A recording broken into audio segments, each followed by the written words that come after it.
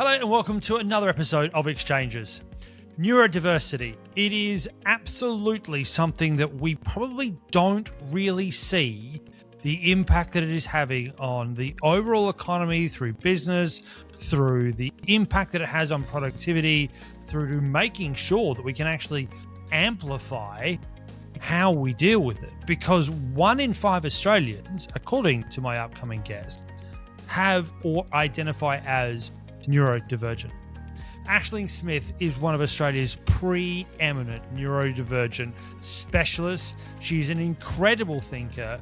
Not just that, she obviously knows it from a first-hand experience. She is actually neurodiverse herself. And as she will point out in today's exchange, we need to look at it as a genius rather than as a burden, because neurodiverse people can make teams, institutions, firms, and society so much more robust if we use them the right way. Before we get into the exchanges, don't forget we're currently sponsored by Moorr. That's Moorr, moorr.com.au. It's the lifestyle by design app designed to make sure that all of your property needs are met. That's Moorr, moorr.com.au. But here is Aisling Smith and the incredible way that neurodivergency can improve our teams and our lives going forward. Aisling Smith, welcome to Exchanges. I have been sort of gearing up to having you on this program for a long, long time, particularly when we met at Meet the Media, because for me, your world and where it sits, how it interacts with institutions, but more importantly about your lived experience as well with neurodivergence is at the precipice of the impact that it has on society. So therefore, my first question for you, or at least my first exchange with you, take me through how your own personal situation, your reaction with also your family, and your reactions into the corporate world led you down the neuroscience space, but also led you into how neurodivergence can actually be an incredible booster to everything that we do. Wow, thank you. That's a big question. So we'll break it down into chunks, I think. So just keep me on track if I go into a tangent. And thank you so much for having me. I'm so grateful to be here. Okay, it all started about 7 years ago. My son Daniel I was called into childcare, and he was 2.5 at the time. And his childcare worker turned to me and said, "Aisling, I don't really know how to say this to you, but I think that Daniel is autistic, and I think that you should get him checked out." And in that moment, I remember we're sitting outside of the childcare, and I looked at her and I thought, "Oh my God, my son might be a genius. How am I going to support him to be that?" That's where my brain went in that moment. And because, we are a product of our worlds and the programming that we have. So I connected autism with genius, and I thought, oh my God, am I a capable enough mother to help my son to realize that and to be fulfill his full potential? And how am I going to do that? So it kind of then set a mission for me as such, Evan, and I went down that road with him. Australia is amazing in the services that are provided through the NDIS and early intervention and therapy and support. And every therapy session that I sat in, I was like, oh God, this is very interesting information. I wish I had this as a child, or I wish I knew this growing up. This is really helpful. Like, and when he got his official diagnosis a couple of years later, just before he started primary school, they introduced ADHD. And I thought, oh my God, well, I definitely have ADHD, and I know it's genetic. And I had spent many years studying neurodiversity at this stage, and autism and everything else. So I knew that there was a genetic component to it. I said, can you do all of the testing that you did on Daniel with me? And let's see what comes of it. So they did. And they were like, yes, Aisling, you are riddled with ADHD. But we did autism testing, and you're also autistic. And now that hit me like a ton of bricks. Even though my response to Daniel was very positive, I was like, what? How? This is very confusing. Like, how could that be possible? And it took me a few months to really kind of get to the crux of it and understand it, Evan. And but then I look back, and I think it's when we look at reflection on our lives that we can really see the patterns and the behavior and the things. Now, I have had a very interesting working experience, and even in college and university, um, and everything just added up. I was let go from a number of jobs. There were different things that happened that maybe I was too passionate or I was too intense or I might have said the wrong thing or thought the read into situations wrongly. And being Irish, uh, one thing that I recognized was that I could never be sarcastic. I didn't get banter in that way, which is difficult as an Irish person. And that's a very it's a huge autistic trait to struggle with those kind of ambiguous social connections, those conversations that are built around banter, because we are very straight and we're very, this is the way it is, and we talk like that. So and we think like that. So we're programmed in that regard. So Can I point that a bit yes, further? Because yes, please. For me, so there's two things. I'm going to come back to your link with genius in a minute, because that I think is absolutely incredible linking and such a positive way of looking at it. Because again, coming from somebody that doesn't have neurodivergency, and I'll put my hand up there, I do have learning difficulties. I've always been very honest about that. I'm dyslexic, so I don't have the same thing. But the one thing that I think fascinating that you can see it in yourself, that I've always found very interesting when I do come across neurodivergent people, as you said, is not, the banter is one part of it. I think what I've noticed when I've interacted with it is there's a disconnect between body language and what's being spoken. And I think there's a subliminal thing that non-neurodivergent people, when they don't know how to accept what neurodivergence is they feel the fact that your language in your body isn't responding the way that their bias expects you to respond, that there's almost an aloof / surly belief in terms. Is that how you found sometimes that when you have gone through those redundancies or reactions, that those that weren't aware of the fact that you did have, I mean, you at the time didn't know it either. I didn't know at the time. Yeah. Yeah. But is that sort of how you felt, that they just couldn't register that you couldn't see the cues that they were expecting to see from you? But I always saw it as a failure for me. And I suppose my journey with the neuroscience, as you said, came about. I was a contestant on The Apprentice in Ireland in 2012. And 2011, 2012. And I was in Australia at the time, and I flew back to Ireland to take part in the show. And then I was fired. I was the first person fired from the show, which was, I was the first project manager. I just took it on. But, it's funny. I was brought the last time I was at home in Ireland, or maybe 2 years ago, I was interviewed by the TV show that hosted The Apprentice, and they interviewed me about my late diagnosis and my son, and they said, like, when you were on The Apprentice, do you think, when looking back? And I'm like, absolutely. ADHD drove me to be like, I'll be the project manager, I'll do it. Like, even though that's what you don't do, definitely not. Like, and then like it totally overwhelmed me. I took too much on board.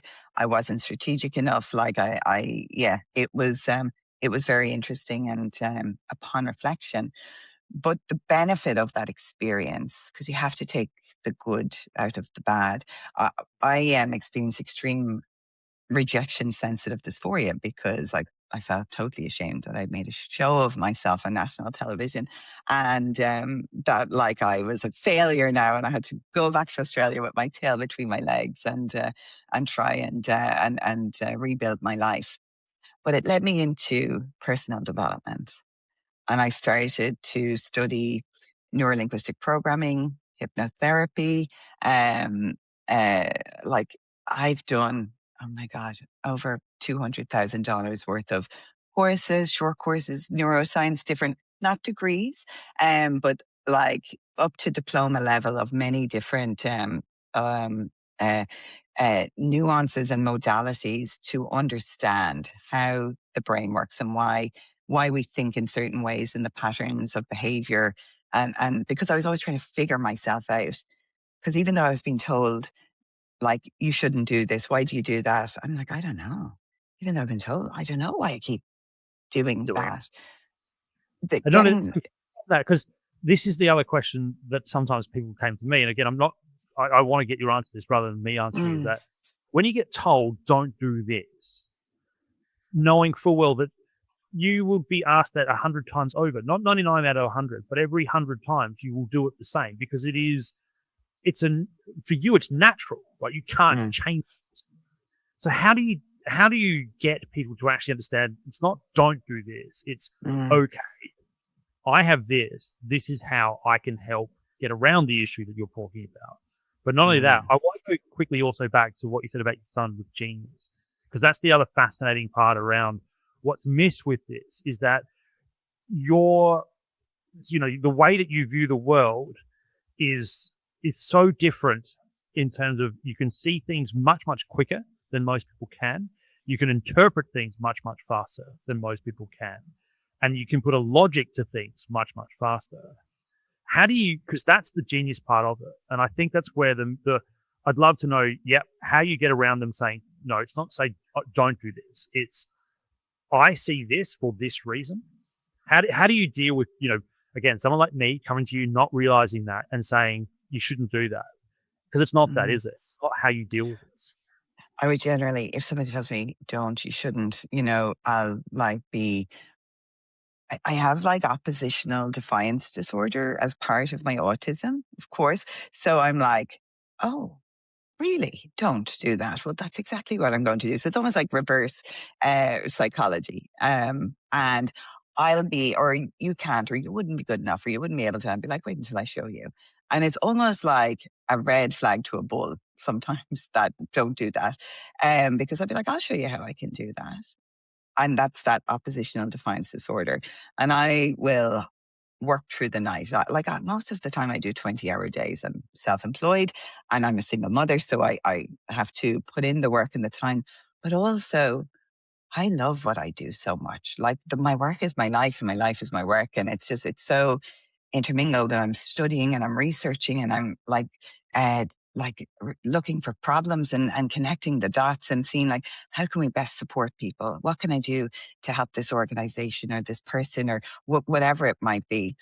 With the don't do and with the genius side of things, you see, we're quite often gaslit throughout our lives to be like, because when you're a challenging person, and I would accept that I can be quite challenging because of a difference of thought. And when you challenge somebody, you would know as an expert in your field and the work that you do, when you challenge somebody's ways of thinking. And remember, I grew up in Ireland in the 80s in a very conservative world that was very, had a one way of thinking that was very, very much programmed by the Catholic Church. And, these are the right ways to do things. And if you're a girl, you just stay quiet and you don't, make a fuss. So you start to mask and you start to put yourself into the box. You start to say, okay, well, even though I want to question and I want to say, no, that doesn't feel right, or that you hold yourself back. So the more that you do that throughout your life, or the more that you're told to, shut up, sit down, go stand in the corner, go see the principal, like, don't be throwing those kind of ideas out here. Like, you do start to suppress your thinking or start to question yourself. Why do I think like that? And as a dyslexic, I would like to welcome you to the Neurodivergent Club, because dyslexia is part of it's how the brain is wired differently. And I have 4 brothers, Evan, and 3 of them are dyslexic. I use one of them as an example in my presentations, because he was a plumber and he left school at 14 because he was struggling with school. And that was in the 70s in Ireland. And, Ireland, it was a great place. But he did a plumbing apprenticeship and he moved to America. And he just became so successful so quickly because of the way that he could see things, because he could see in pictures and plans and 3D. And I said this to my other brothers, and they were like, "Oh, can you not do that?" I'm like, "No, I cannot do that." And you see, we're not, and I would love to ask you, what, like, Go are on. you aware of the brilliance that you have because of your dyslexia, So not despite of it? yeah. So my mother was very aware that she probably is undiagnosed. Again, she grew up in a conservative Catholic family that basically sort of took it as what it might have been, which is that she wasn't very clever. Mum clearly is not that. She's very, very switched on. So she was very acute to any behaviors that myself and my sister could have shown in that space. I think in answer to your question, I know what my thing was, which was I got help very quickly. My parents and the school that I went to identified it very, very fast. And what it was that they knew I had a photographic memory. So, because when I tell people what I do, they're like, "How do you remember all this stuff?" And I was like, "I can see it." They're like, "What do you mean?" I said, "I can actually see it." And so I can almost glaze my eyes over talking to you right now and see something that you might ask me that I've read or what have you. And so nobody really knew. Everybody, when I told them, like, "No, you can't be," I said, "I absolutely am." And again, the reason I said before to you about, being told you can't do that, I'm like, that's good, that's nice, because if you ask me not to do that, I can't not do it. Not that I'm being defiant, it's that I cannot not do that particularly with language. That is just what I do. So your brothers are fascinating because that's exactly how I sort of see things. Is I not just see the world. I think their word of 3D is beautiful, but it's more about the way they helped me get through it was that I would rote learn by using photographic memory, and I could basically glaze over the fact that I have spelling issues, or that's that. No, like for me, the advantage of AI now is that I can put in my thoughts and just go, "Can you make that into my wording, but in a way that actually everybody else can interpret it?" So there you go. That's my answer to your incredible question. And I've never That's held incredible. I think the other thing I got told very early was someone like Richard Branson. So obviously, famously one of the most dyslexic people out there. And look at what he did with Furchen. So that was always sort of pinned to me going, this is not going to be a problem for you. And school was fine. I flew through school, did quite well, went through university, flew through that as well. So it doesn't hold you back in terms of No, what but it is. you know what? You're limited, and you said it just before. You're limited by the opinions of the people around you. You can't do that. And if you're defiant, you push against them, that's a good way to. But if you take that on board, and if you're, throughout your life, if you keep getting told you can't do that, you're not able, you're not good enough, if you're putting people into a box, that's what they'll realize. Oh, I'm not able to, or I'm, or I can't do that because I'm autistic. And I want my son to grow up thinking, I can do that because I'm autistic. I can do that because I've got ADHD. Now, we are going through a little moment at the school at the moment where he's like, "Oh, but he uses his ADHD. Well, that's why I put the chair on top of the couch and sat on it because I wanted to think because I've got ADHD. My brain was busy." I'm like, "Yes, but that's dangerous behavior. And we don't want to do that. Let's find another way that we can utilize your energy or regulate."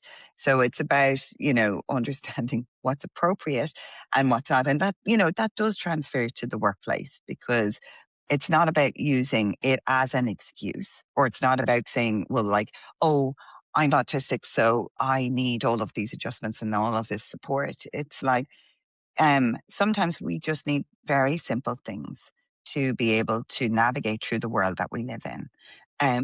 A lot of it is understanding. It's the people, it's the environment that create that sense of safety, throughout our whole Yeah, lives, so Evan. on that, because the first time that you and I met face to face, was we'd always spoken through sort of socially, but we met face to face. You told me about a fascinating story with your studies and about the impact that you have when you go into institutions. I'll let you name who it is, but you spoke about the fact that just with a series of workshops that you'd run with them, the material revenue and profit impact that you had on them was astonishing. Can you take me through how you helped an institution not just improve their relationship with neurodivergent staff, but how it actually led to massive, outcomes that were actually in the bottom line best interest? I will tell you about one particular team that I worked with within an organization.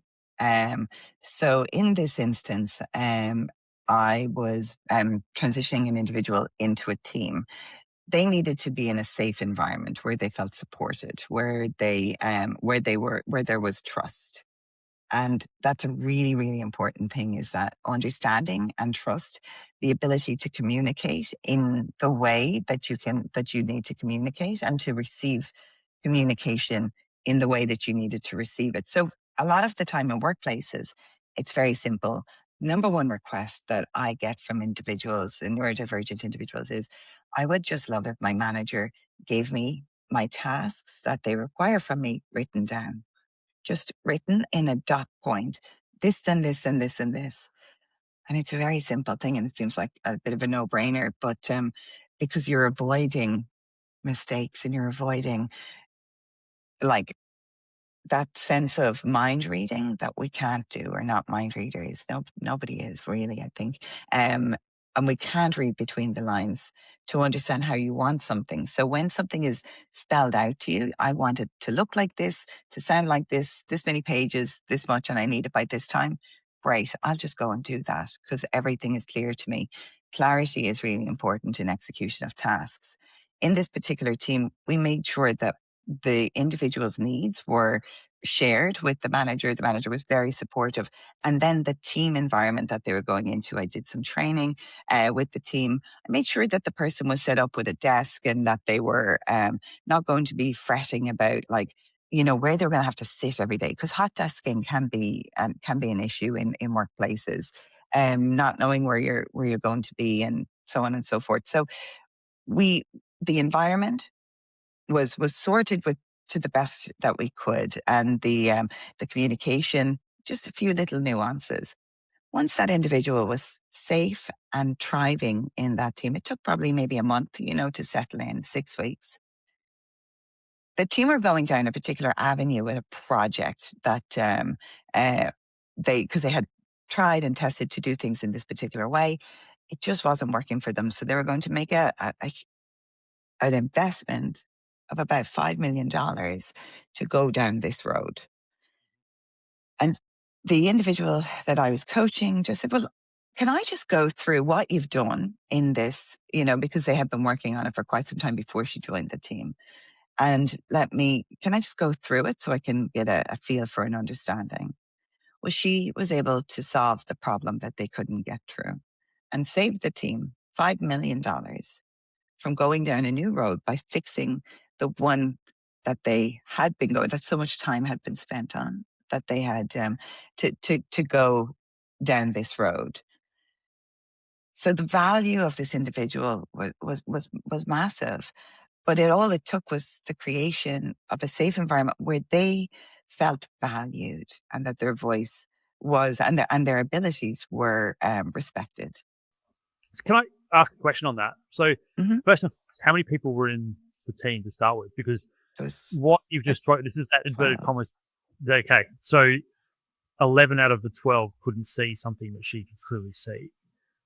Whatever she was bringing, it's tech stuff. I don't get the tech stuff. So the reason I ask you that question is the other side of it, right? So you asked me before about what I can do with, the way I get around my dyslexic problems is, that ability to see things through photo.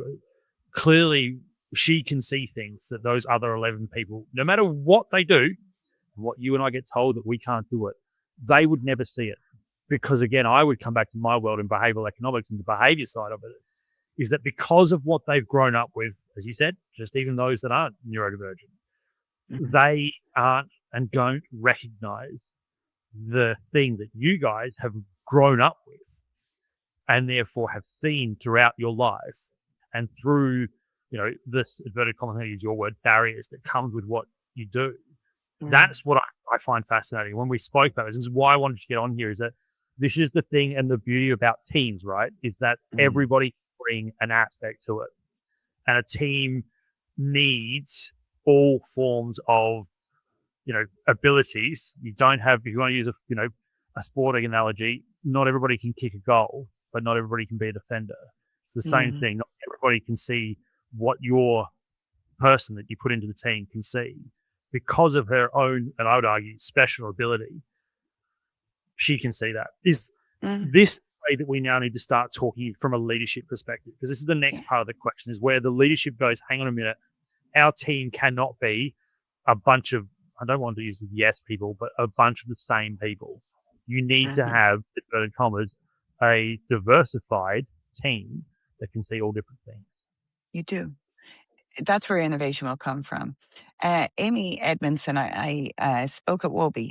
She was speaking at Wobie last year. She's phenomenal. And I had a moment to speak with her backstage and asked her about high-performing teams. And look, she talks about psychological safety in the workplace. But I'm like, what about neurodivergent individuals? How? And she's like, Aisling, the research is in my book. So I bought the book. It's like, which page? And she's like, this is a neurodiverse team. When we say neurodiverse, it means a team that has typical, neuronormal people who I don't think there's anybody that's typical or normal, but then neurodivergent, who are those who diverge in their thinking, in their brain processing, etc. So the teams that are made up of both, but that feels psychologically safe. And I think that's a very important thing. It's about the environment.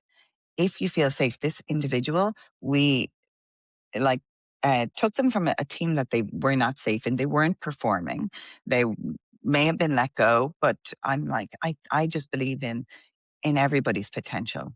I believe that if you're given the right opportunity, we just don't always have the right opportunity or the right people around us to lift us up. And I think that's what managers, it's going to be a crucial skill. It's the humanness of what managers need to be more human. We've got the AI that'll do the admin, it'll write the emails, it'll do the things.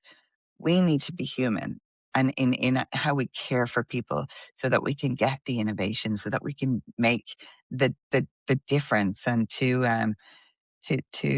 really support. And it's bringing everyone to the table. I do have some stats, because I know you're a stat man.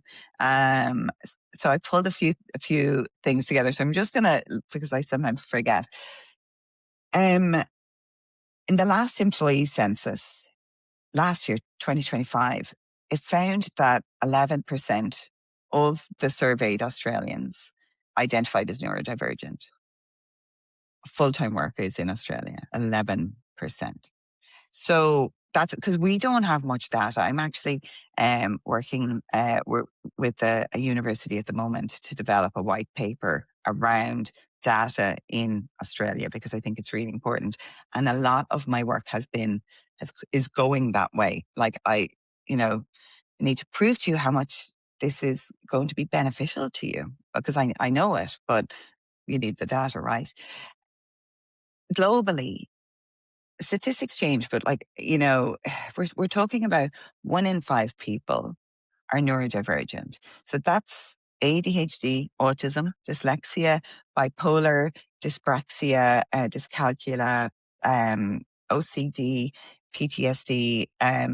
So many different elements come to the table within the umbrella of neurodivergence, and there's a lot of people who choose to not disclose, or who are not yet diagnosed but identify many of the things. So we have 11% of the workforce are identify as neurodivergent. There's 10 million full-time workers in Australia, and the median salary is $88,000. And I love to do this because it's like I do it at my keynotes and stuff, so the audience likes, so I can fulfill the needs of those who need numbers. There has been, and I think this was the other side of it, when you don't create environments or psychological safety, or we're looking at the mental health crisis at the moment, where people feel in fear. So we've got fear of AI going to take my jobs. We've got fear of there's so many variables in the world that are creating fear.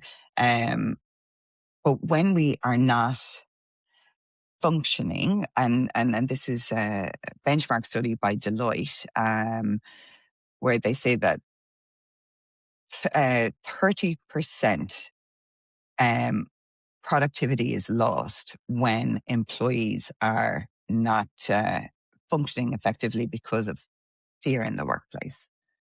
So 30% productivity loss. But on the other side of it, the pendulum swings.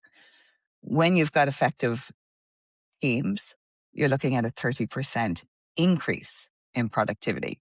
So the figure I'm about to give to you could go either way, and it's up to a leader to decide how they're going to make it work for their business or organization.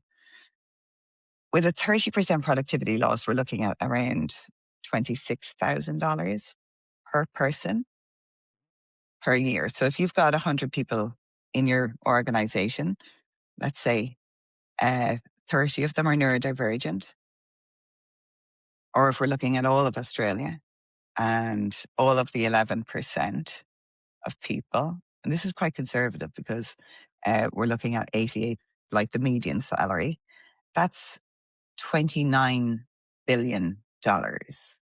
That's a productivity leak of $29 billion in Australia. And it's not like, because of neurodivergent people, but it could be for everybody. I'm just focusing on this because I know if the environment isn't created that people feel safe to bring their best selves, to bring their genius, to bring their photographic memory, or their ability to do this thing very, very well, if they feel in fear, they're suppressing it because, when you're stressed out, your IQ drops. You can't function effectively. But if you're in an environment that's safe and you can be the best version of yourself and you can be productive, well, the pendulum will swing the other way. Mm-hmm. We won't lose it. We'll increase it. I need to get your opinion then of what is currently being debated on a broader, bigger scale in Australia is around, you talked about it before, the NDIS and the discussion around the amounts of people on the NDIS that are on the spectrum, particularly in autism. There is suggestions that they are going to look at how and who can therefore fit into it. Can I get your take on your views of the debate, because it is a bit of a debate at the moment, around where the NDIS is going, particularly with neurodivergence, because it does appear like they are considering splitting out or at least winding back the support for neurodivergent people through the NDIS. Yeah. Like I tend to avoid controversy because unless I'm invited to the table and I'm given all of the information, what I do in the work that I do in organizations is I see things through the employee's perspective, and then I see it through the manager's perspective, and then I look at the perspective of the company. What's the purpose of your role? What's the big why about everything? And I think we can look at the NDIS in the same way. Now, I am so grateful to the NDIS. When Daniel was 2.5, I think it took us he began, we got our first NDIS by the time he was 3. Probably it took us about 6 months to go down that road. But without that, I would never have been able to afford the support, to provide him with occupational therapy and speech therapy in those early formative years, because the 0 to 7 bracket, when you're forming the basis of who you are as a human, it's just so important. I'm a bit of a positive Polly that you can probably see. So he got that from me at home, and I lifted him up, but I needed the understanding from because I wouldn't have been able to support him in the way that he got from his occupational therapist. Particularly, I would say that was a game changer. And we had the most amazing young woman who was supporting him during that time. And so much of what I learned, I'm like, this applies to adults in the workplace. It was a few years later that I started my business, but it was more after when I got my diagnosis, and I was like, oh my God, I need to go back and help people who are like me in workplaces that don't even know, because workplaces are losing out on brilliance because you're trying to put somebody into a box, or you're putting somebody on a performance improvement plan to improve certain elements of what they do, as we said before, that they may really, really struggle with, because their focus is on these things that they're brilliant with. But yes, we're like, yeah, but you need to do these better. I'm like, well, what about all of the brilliant stuff that they do? Why don't we focus on that a little bit more? But going back to the NDIS, I am so grateful for what it is. I understand that, there are varying needs, and people sometimes say, oh, you glamorize autism. I'm like, well, I am not autistic, and all I know is what it is. But obviously, where I sit, on the spectrum, essentially, I have low support needs, so I don't need NDIS funding, and eventually Daniel won't either. We and I suppose I want to support him, to build him up to that point. Now, maybe he will. But I feel as though, and I hope that the day will come that, like, he'll just be completely self-sufficient, and will have learned the what he needs to be a brilliant human in all of the areas of his life, or at least will have the resources available for himself to access that. But I do understand that, because I've coached many people, thousands of neurodivergent people over the years, that need support at different levels. And it really is about, like, not taking the piss, because it's when people start to take the piss that's where you lose these services, and then it ruins it for everybody. It's looking at, and it's the same in the workplace when we speak about reasonable adjustments. Like, where are the barriers in your life that are causing you? I have this stick here because I'm at my desk where I do my training. These are like the pokey sticks.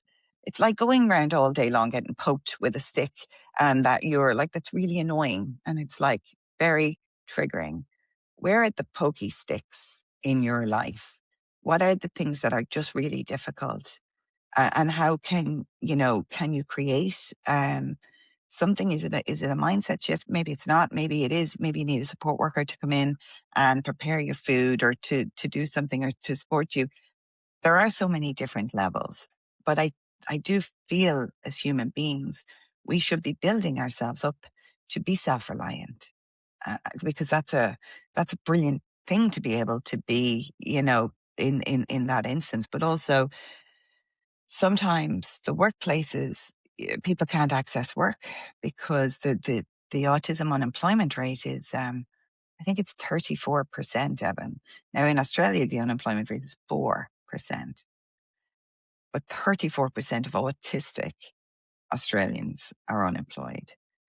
And I said, that's people with brilliance, but also sometimes programming that they've had early in their lives to say that they're never going to amount to anything, or you to our very first point, you can't do that because you're autistic, or you won't be able to do that because it was framed that autism was a bad thing. It's negative. So therefore, I'm disabled, so I can't. And I always like to challenge, because I'm, a pokey stick myself. What if you could? What if you could? What would happen have you tried? And that can be testing. And I don't mean to put anybody outside of their comfort zone, but it's also, are we fulfilling Self-affirming. our greatest abilities? Yeah. It's self-affirming. I mean, I think that's the perfect sort of analogy for it, is that the can is always the one that's never asked. I can't believe I'm conscious of time. I've taken just to all the way through to the question that I always ask at the end, which is, Aisling Smith, if you're in charge for just one day, what would you do? Oh goodness. Well, like it's so funny. I like fun as much as I like everything else, and I'm wearing my green shirt today, and every day because I like to represent home and be close to home. So Paddy's Day is my favorite day of the year, and I feel like St. Patrick's Day around the world, it's celebrated in many countries, and I've lived in many countries and they've celebrated it, and it's always been great. But it's a very joyous occasion where people like want to be Irish for the day, and they like to get together and just have fun and sing and dance and have fun. So for one day, I'd have to have a big celebration of, is it St. Patrick, or is it just Irishness, or is it that like joy and fun and just that sense of self? Like I, I love that because it's who I am. I'm a very Irish and very proud Irish woman. But if we bring it back to other cultures and beings, and we're talking about neurodiversity and humanness, celebration of self. I think even if I can turn that around to celebrate who you are, not to feel as though you're ever less than anybody else, to celebrate all that you are, and to realize, to have a day where people really see themselves as brilliant, as geniuses in their own right, and to sing and to dance and to collect together to do that. That's a beautiful thing.